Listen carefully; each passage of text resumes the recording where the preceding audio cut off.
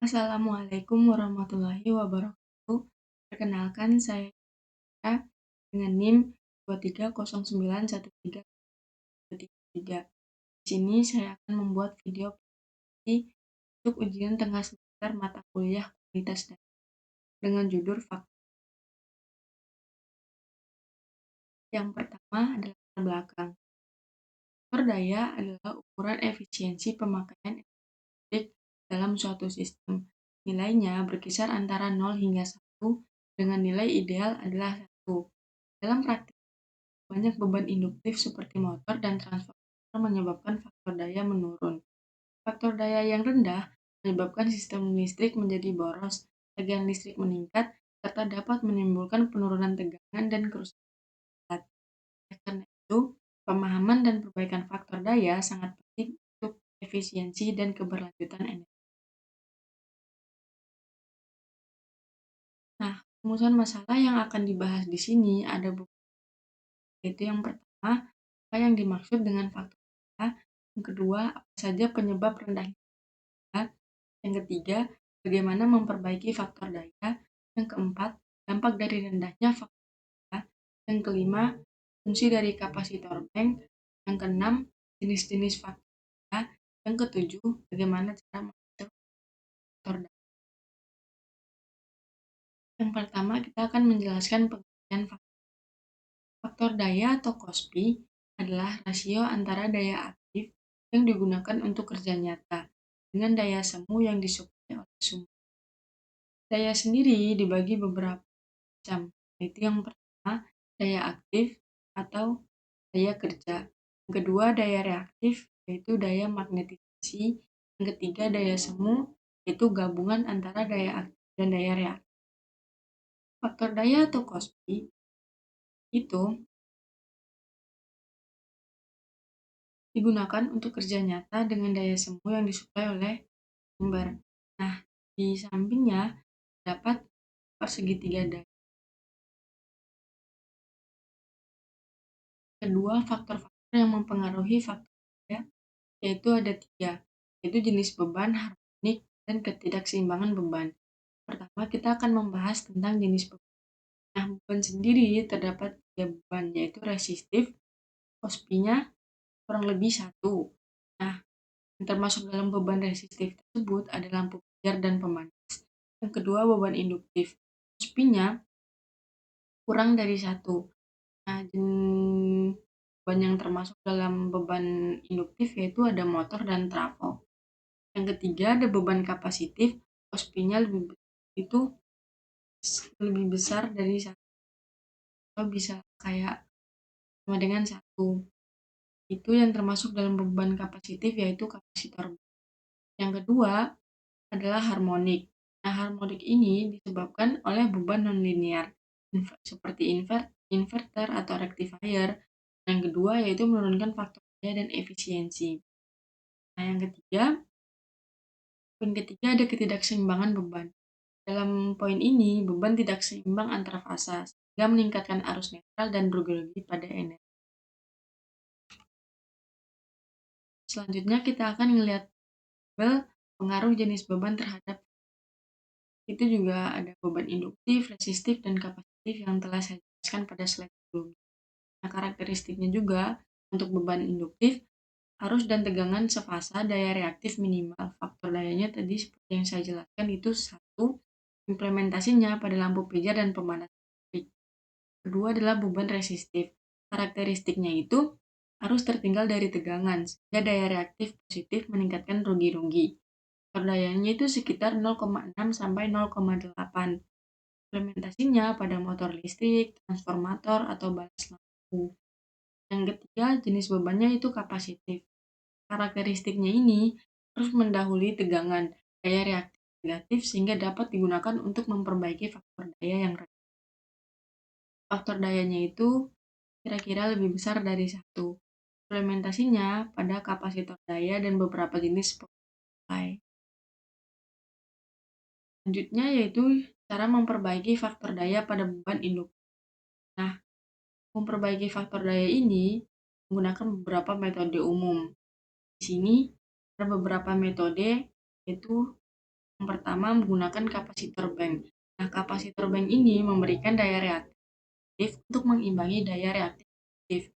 Nah, ukuran kapasitor yang dibutuhkan itu bisa kita hitung dengan rumus Kc sama dengan P dikali tangen 1 sama tangen 2.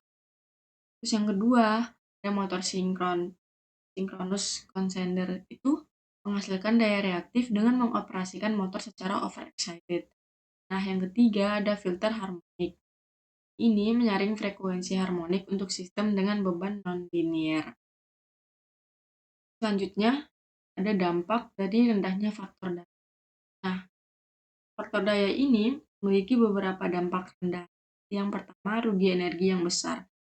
Nah, rugi energi besar ini arusnya itu meningkat, sehingga rugi dayanya itu juga meningkat. Yang kedua, yaitu tegangannya itu menurun. Sistem itu menjadi tidak stabil, peralatan juga mudah rusak. Ketiga, biaya operasional naik.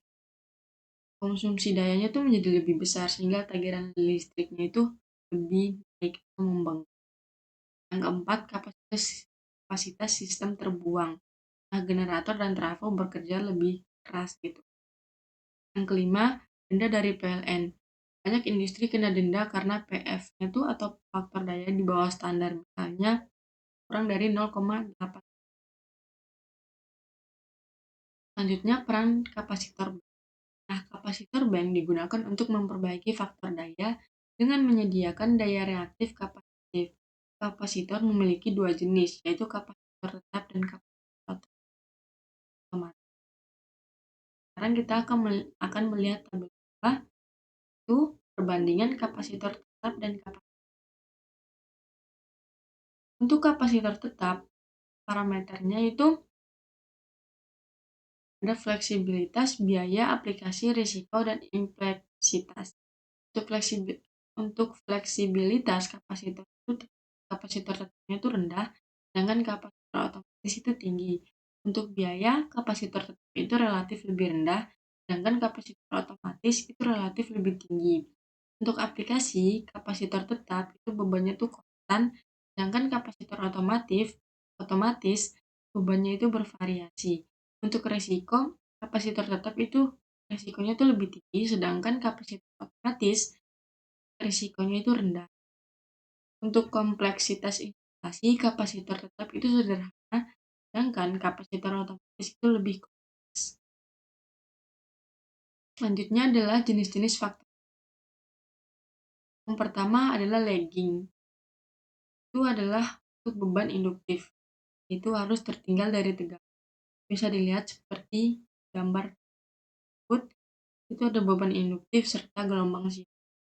Yang kedua ada leading, itu pada beban induktif itu arus mendahului tegangan, gambar tertera, dan gambar gelombang sinusnya. Selanjutnya itu unity atau ideal, itu arus dan tegangannya itu sefasa, itu terjadi pada beban resistif. Nah, itu juga terdapat gambar gelombang. Selanjutnya yaitu cara menghitung faktor daya. Beberapa metode yang digunakan untuk menghitung faktor daya dalam sistem kelistrikan. Itu yang pertama berdasarkan daya aktif dan daya semu. Rumusnya itu faktor daya sama dengan P per S. P-nya di sini itu adalah daya aktif, sedangkan itu daya semu. Jika kita mempunyai daya 800 watt dan daya semunya itu sekitar 1000 volt ampere, maka power faktornya itu 0,8 dari daya aktif dibagi daya semu. Misalnya itu 0. Kedua, berdasarkan sudut fasa atau cos. Rumusnya yaitu power factor sama dengan cos P itu ini tuh sudut antara itu sudut. Jika sudutnya 3, contoh itu misal sudutnya itu 36,87 derajat, maka power faktornya itu cos dikali 36,87 tadi. Itu faktor daya yang didapat adalah 0,8. Selanjutnya yaitu berdasarkan rumus tegangan dan arus. Rumus power factor sama dengan P sampai per tegangan dikali arus. Contohnya kita mempunyai daya 800 watt, tegangan 220 volt, dan arus 5 ampere. Power factor yang kita dapat yaitu 0,727. Bisa dibulatkan menjadi 0,8. Keempat, rasakan sistem 3 fasa. Rumusnya yaitu P dibagi akar 3 dikali VLL. VLL ini yaitu tegangan antar garis. Contoh daya yang kita punya itu 3000 watt, tegangan antar garisnya itu 400 volt, dan arusnya 5 ampere. Jadi power factor yang kita dapat itu 0,86. Sekarang kita masuk ke bagian kesimpulan.